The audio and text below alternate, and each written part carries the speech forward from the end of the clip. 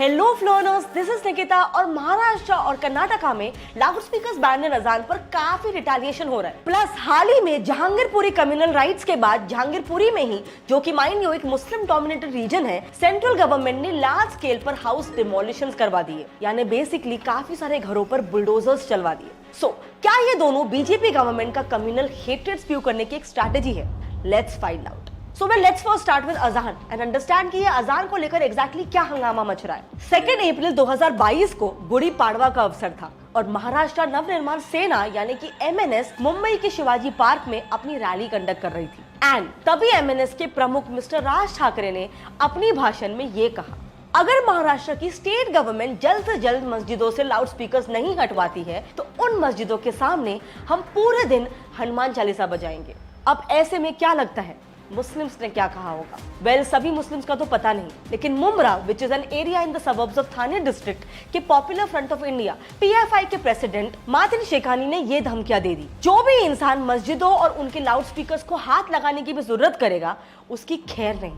And obviously उसके बाद ये पूरा मामला भड़क गया। बट एक सेकेंड, क्या ये लाउड स्पीकर्स का जो पूरा इशू है ये सिर्फ आज की बात है? वेल, नॉट एग्जैक्टली, क्योंकि इंडिया में करीब 2 डेकेड से ही the noise pollution regulation and control rules 2000 ये लॉ ऑलरेडी जारी है, जिसमें बेसिकली किसी भी residential areas, commercial areas, industrial areas या फिर साइलेंट जोन्स में रिस्पेक्टिवली कितने डेसिबल्स तक की आवाज अलाउड है और उनके पार कर जाने पर क्या एक्शन लिए जा सकते हैं, ये सब क्लियरली मेंशन्ड है। ऊपर से माइंड यू, उसी साल चेन्नई के कुछ चर्च रिप्रेजेंटेटिव्स ने अपने रिलीजियस इंस्टीट्यूशंस को इस कानून के तहत कुछ छूट यानी कि एग्जेम्पशन दिलाने के लिए सुप्रीम कोर्ट में एक स्पेशल मांग भी की थी, लेकिन सुप्रीम कोर्ट ने इसे जड़ से खारिज कर दिया, सेइंग दैट किसी एक का राइट बाकियों के राइट से ऊपर नहीं होता है एंड दैट कि सिर्फ अपने रिलीजन को ही प्रैक्टिस, प्रमोट या फिर प्रोपेगेट करना आपका राइट होता है, लाउड स्पीकर्स बजाना नहीं।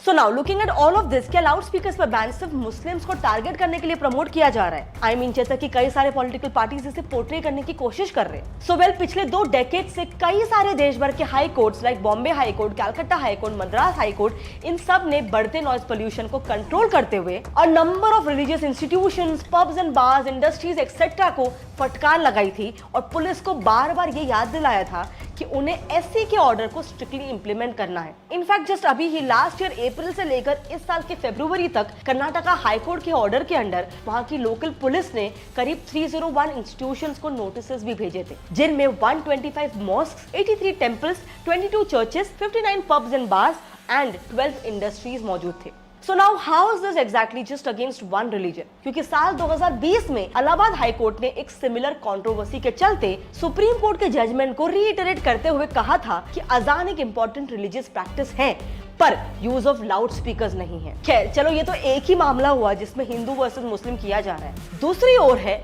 बुलडोजर वाला मामला। Actually also matter of concern ये है कि आखिर ऐसा क्या हो गया कि सिर्फ कुछ ही दिनों में ये पूरा मामला लाउड स्पीकर से पत्थर वर्सेस बुलडोजर पर आ गया। एंड ये सब किसका किया जा रहा है? वेल, सैटरडे 16 अप्रैल 2022 को दिल्ली के जहांगीरपुरी एरिया में पूरे देश की तरह हनुमान जयंती को सेलिब्रेट किया जा रहा था, जिसके लिए ऑब्वियसली एक रैली निकाली गई थी। बट इस रैली का जहांगीरपुरी के सी ब्लॉक एरिया से गुजरना इस पूरे राइट का कारण बन गया। बट वेट, ऐसा क्यों? वेल, ये एरिया एक मुस्लिम लोकेलिटी थी और रैली के यहाँ से गुजरने पर दोनों कम्युनिटी ग्रुप्स में नारेबाजी होने चालू हो गया। अब ये नारेबाजी के बाद सारे लोग इतने इंस्टिगेट हो गए कि ये नारेबाजी पत्थरबाजी, तलवारबाजी और यहाँ तक कि ओपन फायरिंग में तक तब्दील हो गया। बट एक मिनट, इस पूरे राइट को असल में इंस्टिगेट किसने किया? वेल, एक साइड का कहना है ये अंदर प्रसाद बांटते हुए आराम से शांति हुए उनके मस्जिद के पास से निकले तो उन्होंने हमारा काफिला रोका। ठीक है, हमने कहा भाई हमको जय श्री राम के नारे नहीं लगा रहे और आपके आस्था के साथ हम खिलवाड़ नहीं कर रहे, तुम आपको रोजे का टाइम है। मगर अचानक से हमारे ऊपर पत्थर हुए मस्जिद के ऊपर से और घरों के ऊपर से लेडीज तक उन्होंने पत्थर मारे। और वहीं पे दूसरी साइड का कुछ और ही कहना है। जहाँ जहाँ रैली हो रहा था ना, जितनी जगह पे सारे इकट्ठा होकर शाम को ठीक अफ्तारी के टाइम, जिस टाइम हम लोग अपने घर पे थे, अफ्तारी का बंदोबस्त कर रहे थे, उस टाइम ये लोग अचानक से एकदम आके एकदम पत्थरबाजी करने लगे और जय श्री राम का नारा लगा के और मस्जिदों में घुस गए। Now isn't this confusing? और आखिर में गलती किसकी है? वेल, इस बात का पता खुद पुलिस डिपार्टमेंट में अभी तक लगा ही रही है और इस राइट के चलते दिल्ली पुलिस ने 25 लोगों को अरेस्ट करके उनको नेशनल सिक्योरिटी एक्ट के अंदर बुक भी कर दिया है, जिसमें बाय द वे सोनू यानी यूनुस, इस पर्सन से तो पिस्टल तक बरामद हुई है। और पुलिस का ये भी कहना है कि रायट में लोगों पर ओपन फायरिंग में ये इंसान भी शामिल था।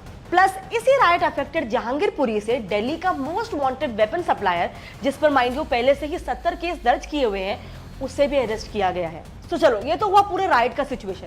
अब जानते हैं गवर्नमेंट ने इसे कैसे हैंडल किया। Let's now talk about the demolition drive. इस कम्युनल राइड होने के 3 दिन बाद ही वेडनेसडे 20 अप्रैल को जहांगीरपुरी में anti encroachment demolition drive NDMC यानी कि नॉर्थ दिल्ली म्युनिसिपल कॉर्पोरेशन द्वारा कंडक्ट की गई, जिसके अंतर्गत उस पूरे एरिया में मौजूद इलीगल कंस्ट्रक्शंस को तोड़ना शुरू कर दिया गया, यानी कि डिमोलिश करना शुरू कर दिया गया। अब आज के तारीख में इस डिमोलिशन ड्राइव को #बुलडोजर जस्टिस और #बुलडोजर पॉलिटिक्स जैसे नाम पड़ने लग गए हैं।